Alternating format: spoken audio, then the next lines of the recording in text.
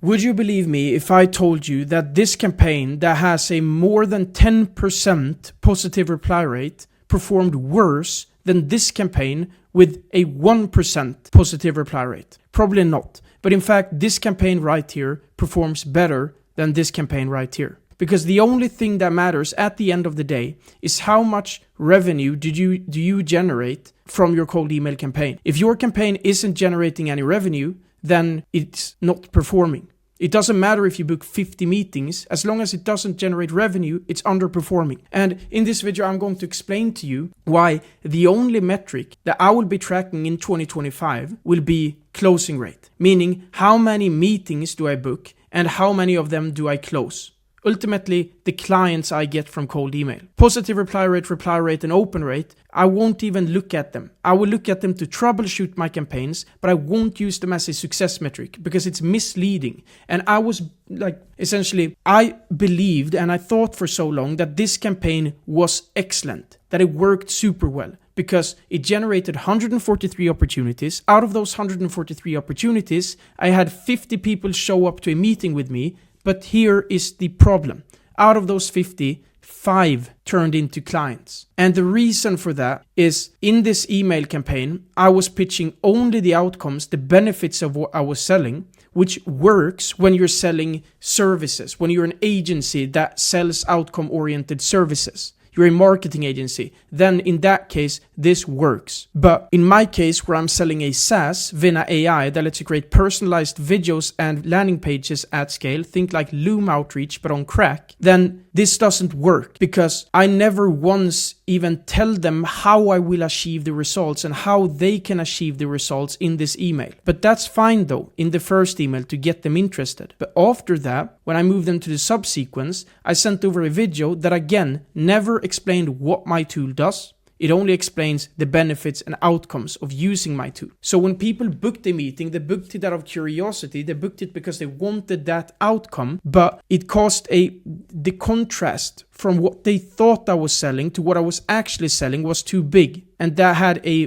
very negative impact on the closing rate. I had to sit there, and oftentimes these meetings would stretch out to 30 minutes of me explaining how the tool works, why it works, why you should use it, troubleshooting their current campaigns, showing them how they can implement it to their current campaign. I had to explain all of this, and as a result, I sold 5 licenses for $57 a month, which is our cheapest package. It's not worth it. I mean, not even a homeless person would spend their time on that. That might be a bit harsh, but you get my point, right? So what I did to fix this was I created a new campaign, and as you can see, way lower opportunities. We booked way less meetings from this campaign, but despite that, we've still closed more clients, 5 clients, and for that reason as well, higher paying clients, which is also important. This campaign has generated 5 times the revenue of the first campaign I showed you, and it's gotten us, 2 times as many clients. So higher paying clients and more clients. But I was tricked into believing that this campaign was so much better because,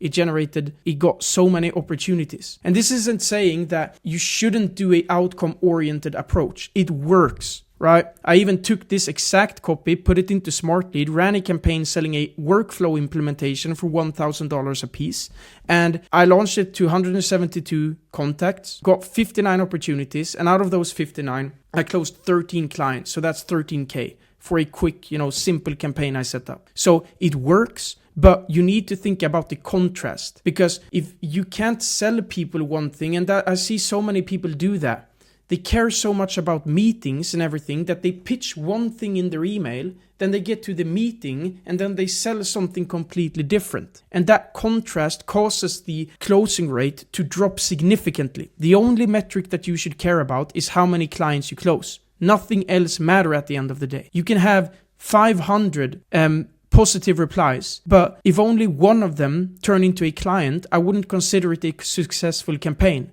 And I've seen people share these results on, LinkedIn, where people highlight, these positive replies I got. And then you look at the email, because I receive the emails, And it's like, well, you're an influencer, but in this email, you sell me like $1 million sale increase in 1 month. The contrast is too, like, you can't pitch, I'll increase your revenue by $1 million and then jump on the meeting and have the pitch, so I'm an influencer and I can market your tool. The contrast is too big. And that's something I realized here. And it's honestly painful because when I share these results on LinkedIn or whatever, it won't get nearly as much traction because it isn't shiny. It looks like a decent performing campaign, but we got 10 customers out of 2,324 leads contacted. And we added from this campaign approximately $1,500 in monthly recurring revenue. Now I can optimize this and make it even better, right? But it's still way better than this campaign right here. So that's sort of the idea here. So as long as your, KPIs, or as long as your North Star metric is performing within KPI, don't touch a thing. Don't change a campaign that is booking you the number of meetings that you wanted to book you because the reply rate, positive reply rate or booking rate is lower than you expected. Don't change a thing. Keep running the campaign. And the same applies the other way around. If your sort of KPIs here, the less important KPIs, reply rate, positive reply rate, and booking rate, is performing within KPI, as it does here, or above KPI, but the closing rate, the North Star metric, is below KPI, then change your campaign regardless. And oftentimes, you would need to restructure your entire campaign. It won't be solved by fixing your landing page or whatever, because the problem isn't one step in the sequence. The problem is the entire positioning, the entire angle of the campaign, the entire thought process behind it. So typically you will just have to delete the campaign and start from scratch. The only thing you should look at is, okay, I want this campaign to generate 1 meeting per day and I will be contacting 100 leads per day. Is it doing that?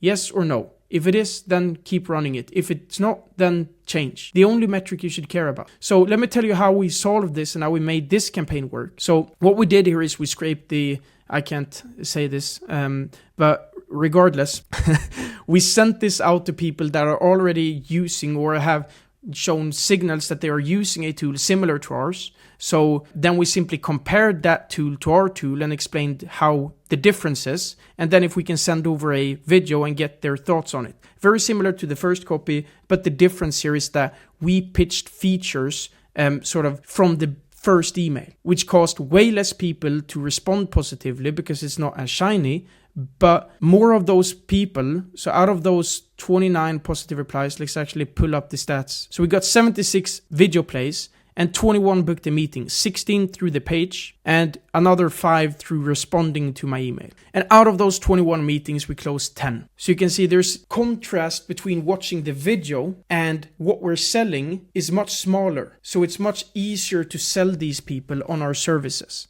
So this is actually what the landing page looked like. So it says their name up here and down here. And then we have a short video sort of scrolling on their LinkedIn profile, which is done automatically with my SaaS. And then here we even embedded a personalized a video that explains sort of how the solution works in more detail. So when they jump on the meeting, they know exactly what our tool does, how it's different from their current solution, and the outcome or the expected results that they can get by using our tool. So I don't have to sit and explain all of that shit to people on meetings. They already know it prior to jumping on the meeting. By doing this, it reduced, the number of positive replies, meetings we booked, but it helped us get more clients and more high-paying clients. So this is the only metric that I'm going to focus on moving into 2025. And that's it. So don't care at all about these metrics. Only focus on closing rate. Only focus on the clients and revenue you generate through your campaign. If that's below KPI, change everything. If that's above KPI, don't change a thing. That's the only thing you should care about. That's it for me. Cheers.